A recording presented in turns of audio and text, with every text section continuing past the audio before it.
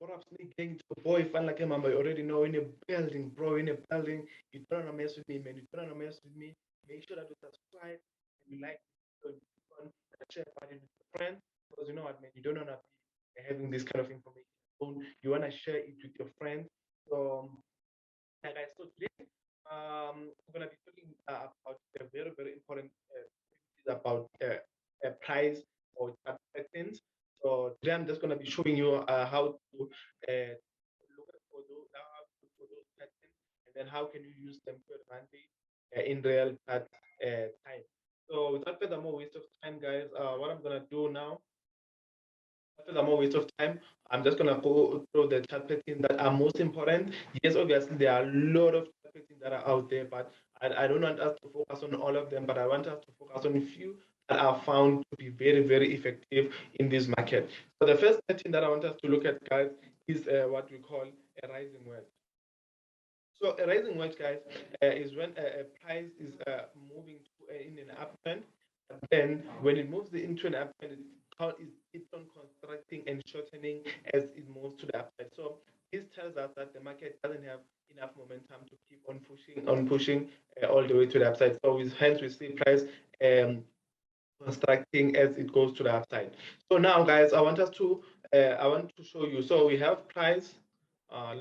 We have price pushing to the downside, that impulsive move, and then start to enter inside our rising wedge. So we call first touch here. We have a first touch, we have a second touch, and then we are looking at enter our position at our third touch. So it comes at our third touch, and then we're looking forward. We're looking for price to continue pushing all the way to the downside. This is the first pattern that is very important, guys, that I want us to focus on. As you see that, guys, we have the first touch, we have the second touch, and then we have at our third touch, we're looking for price to break to the downside. Either we can take a high risk entry or we can take a reduced risk entry, all up to you, what works best for you. But this pattern, I found it to be very, very, very effective.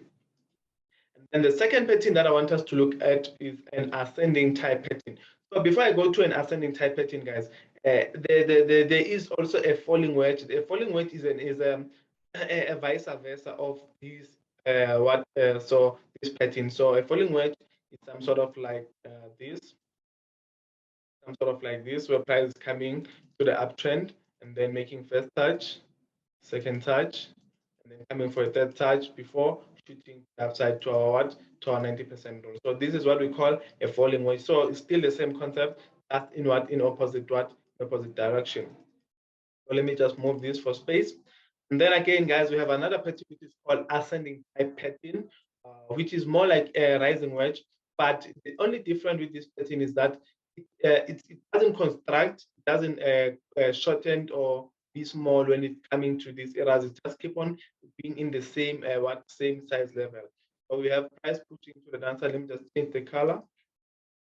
We have price pushing to the downside, making the first touch, making the second touch, and then looking for a third touch. So this is our third touch here at the top. Just adjust this, and then let me just adjust this as well. So you can see that the size of this panel here, we have the size of this channel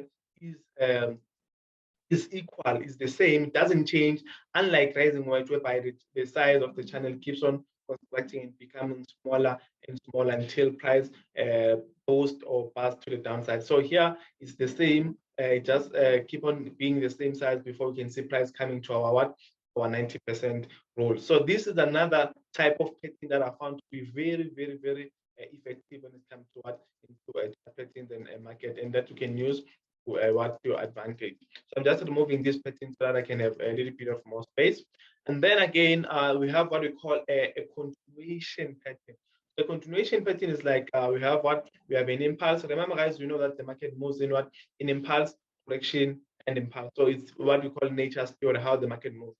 So we have the first push, which is our impulse, and then we start to see price forming this continuation pattern. So this continuation pattern, you can use it, either you can enter here at the top of the pattern, or you can enter here at the breakout of the pattern, looking for price to continue pushing all the way to the downside. So this is another pattern that I have found to be very, very useful in my case of backtesting. Also, like this result that I'm sharing with you guys, not just a result that I just took out of nowhere, but it's a result that I backtested myself and found to be very, very helpful. So we have another type of continuation pattern whereby we have a price pushing to the upside, and then you start to see it pushing to the upside like this, some sort of like a steep continuation pattern.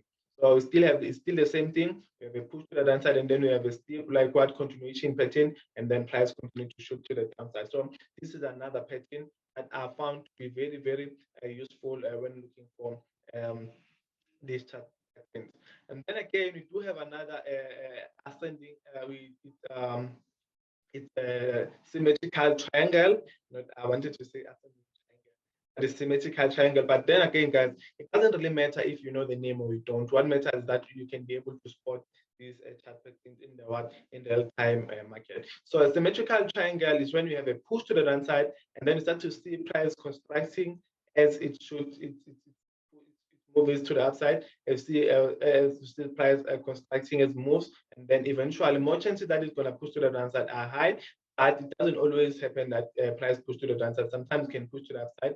So I really prefer that when trading this triangle, you wait for price to break and form some sort of like a commitment before price continue to push to the downside. So this is what I found to be very, very effective. So this pattern, guys, you can still take a high risk entry here at the top. You can just wait for price to break below, and then that's when you can capitalize on these moves. So guys, these are patterns that I want us to focus on, and I've been testing these patterns. I found them to be working super, super nice. As I was saying, guys, that you can see that here we do have price pushing to the downside, and then you see price forming this ascending type of pattern. But you see that instead of price pushing and continuing to push to the downside, it broke to the upside. So this is another example to show to us that these patterns, they don't always play out, but most of the time they do play out. They don't always play out, but most of the time they do play out. So now let me just take in the replay button from here so that I can see if there's something that we can work on with. Let me just go to maybe my 30-minute time frame. So now I'm on my 30-minute time frame, guys. So you can see that on a 30-minute time frame, what is that we have? We have price pushing to the downside, and then we have this ascending type pattern, the very, very big ascending type pattern, and then we saw price pushing to the upside. So my chances that price is going to continue pushing to the upside are high. You can see, guys, we have this ascending type pattern in this point in time. So if I can just click on the replay button, continue. So now, guys, on this replay pattern, you can see that what that is happening now, guys. We're seeing price printing a continuation pattern here. We're seeing price printing a continuation pattern. Remember, we have an impulse to the downside, and then we have this continuation. So expect price to continue pushing to the downside as the momentum is looking to the downside. So you can see, guys, that this continuation is super, super nice and simple. As I did say, guys, either you can take it here at the high risk entry, or you can take it at the break of this below trend line, and then look to capitalize all the way to the downside with this pattern. So you can see that price did continue to push all the way to the downside, probably hitting your targets and so on. So guys, this is what we call a continuation pattern. So let me just see if I can find another pattern that we can use. You can see, guys, here. Okay, let me just leave this one. Let me just look for another pattern.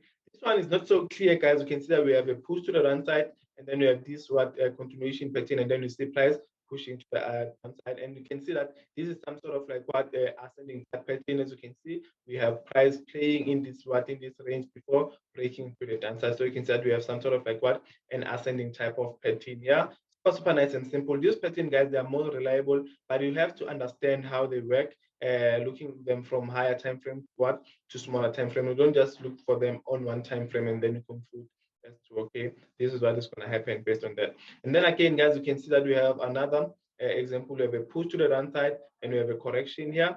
Push to the downside, a correction. Push to the downside, and this is another young correction, and a push to the downside. So you can see, guys, that this is a move that you could have banked yourself probably 15 or 10% in just this one trade alone. So you can see, guys, that these patterns, as much as they don't play out 100%, but most of the time they do play out. So I guess I've been discussing a lot of we see you have a push, then you have this descending type of pattern, and then you see price pushing to the downside again. So I'm trying to find some sort of like an example whereby you can have an ascending or rising wedge, or a descending wedge, or falling wedge. I'm trying to look, because you can see that when it comes to continuation pattern, they are always there. Always have a push to the downside, you have a continuation pattern, then this is another push. So you can see that we could have capitalized on that one. So just looking for a rising wedge. So you can see, guys, that the rising wedges are not always there in the chart. So you have to like look for them a little bit. Yeah, you cannot like make them yourself, make them your priority setup. But you can see, guys, that we do have this type of pattern here. We have this some sort of like a rising wedge here. Inside we have a first touch, second touch, and then a third touch. And then you see that we broke below, created some sort of like a continuation pattern here, some sort of like a nice continuation pattern to the downside. So you can see, guys, that we have this nice rising wedge here. Super nice and simple. It's the same process with the falling wedge as well, guys. Nothing so complicated. Nothing so complicated. Let me see if you can find a symmetrical triangle. Let me see if you can find a symmetrical triangle. Those type of pattern like symmetrical triangle, guys, they don't mostly happen. Like you should focus a little bit more on continuation pattern, like rising wedge, falling wedge, ascending pattern, and falling pattern. Like you can see here, guys, we have a push to the downside, and we have this continuation pattern or ascending pattern. And then price continue to shoot to the downside. So you can see, guys, that these patterns keeps on repeating themselves. So here, guys, you can see that we have this expanding triangle. You can see that as much as it keeps on going, it's expanding. Then you see price continue to push to the downside. It's the same as a symmetrical triangle. The only difference is that this one is expanding and the symmetrical triangle is contracting as it goes, but it's the same, just in opposite direction.